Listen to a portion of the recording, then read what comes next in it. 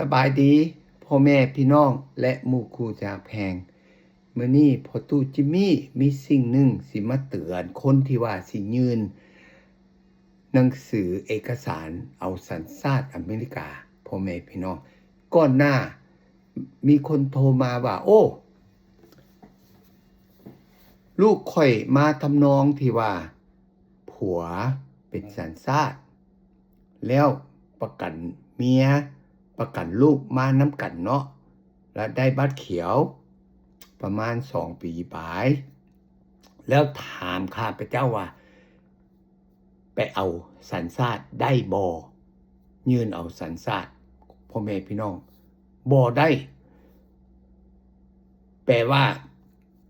คนที่ว่าถ้าจดทะเบียนแต่งงานอยู่อเมริกาเนาะตามถือกฎหมายหลังจากแต่งงานได้บัตรเขียวแล้ว3 ปีค่อยสามารถค่อยมีสิทธิ์ไปยื่นเอาสัญชาติอเมริกานอกจากนั้นบ่ว่ากรณีใดก็ยากบ่ว่ากรณีพ่อแม่ประกันลูกประกันพ่อแม่หรือว่าไปแต่งงานอยู่เมืองลาวจดทะเบียนแล้วเอามาแล้วมาเอาแล่นเอาบัตรเขียวกรณีหมวดนี้นะแปลว่าต้อง5 ปีค่อยสามารถไปยื่นเอาสัญชาติอเมริกาได้โอเคพ่อแม่พี่น้องชื่อเมียน2มาเดี๋ยวนี้ไปสัมภาษณ์เอาสัญชาติอเมริกาเข้มขัดขึ้นหลายพ่อแม่พี่น้องคืออาทิตย์ก่อนมีคนโทรมาแจ้งให้พอตูจิมมี่ว่าโอ้ยค่อยผ่านสอบเรียบร้อยเมิดแต่ว่ามาถึงคำถาม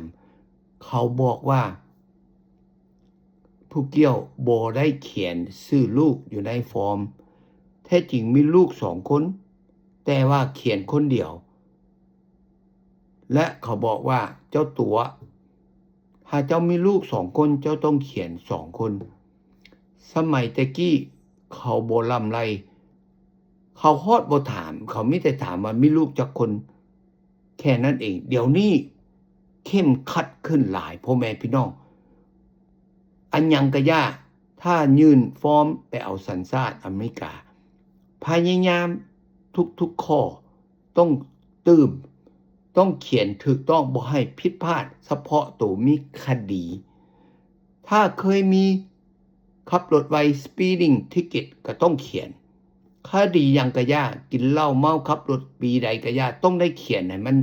รอบคอบให้แจ้งถ้าบ่ซั่นนี่เขามีสิทธิ์บ่ให้ผ่าน deny case ของท่านเพราะจังซั่นผู้โทรมาเขาก็ deny เขาบอกว่าต้องได้ยื่นใหม่เพราะว่าเจ้าตัวเพราะจังซั่นมื้อนี้ออกรายการมาเตือนให้ผู้ใดถ้าสิยื่นต้องระวัง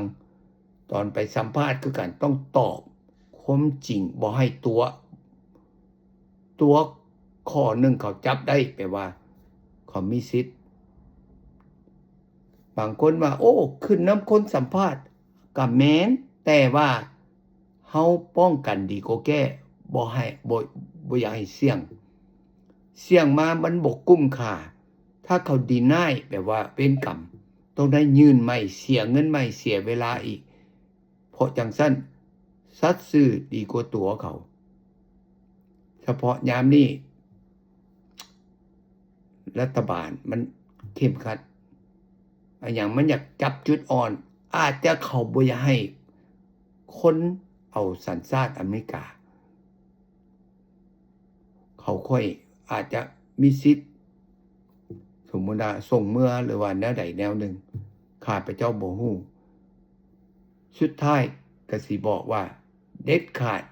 ดเป็นไปได้อย่าสู้เฮ็ดผิดอย่างกฎหมายเข้าใจบ่เตือนตัวเองบ่ให้มี speeding บ่ให้มีหยังโอเคชื่อเมียนผู้ใดอยากติดตาม YouTube Channel ของพ่อตู้จิมมี่เข้าไป YouTube แล้วตีเข้าจิมมี่เชอร์ JIMMY แล้วนามสกุล SHER เบิ่งได้24 ชั่วโมงเวลาใดก็เบิ่งได้โอเคขอบใจ พบกันโอกาสหน้าบ๊ายบาย